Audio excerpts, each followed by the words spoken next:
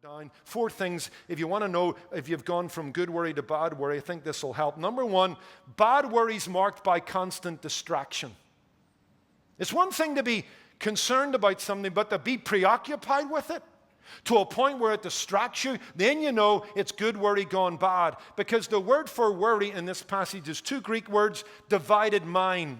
And worry at its worst leads to distraction, where you can't focus. So if you're constantly distracted by something and you can't leave it with God and you haven't given it up to God, you keep coming back to it where it disturbs your peace, that's probably good worry gone bad. Number 2, it often evidences itself in diminished trust. Because Jesus will say in a moment, we'll get to it, you have little faith, I've got something to say to you. Where you begin to take too much onto yourself. You become your own savior. Where you act like you're God in the situation, that's good worry gone bad. You're not trusting God, you're not submitting to Him, you're not being still and knowing that He's God. Anything that's marked by constant distraction and a dividing of your heart and your emotions and your mind where you can't focus, where it diminishes your trust in God and the expression of peace that comes through that trust, you've gone from good to bad. Thirdly, you'll spend too much time living in the future.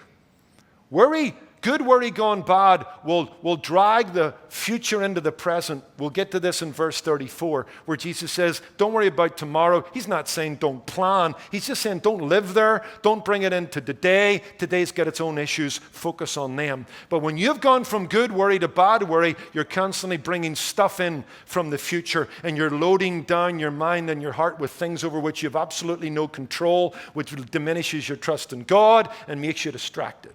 And fourthly, it produces inaction.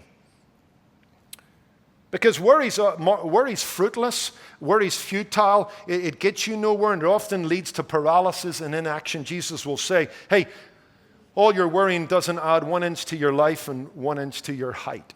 It's unproductive, and it often leads to inaction. And good worry gone bad is often marked by inaction. All you do is talk about it, worry about it, think about it, become distracted about it. You get nothing done.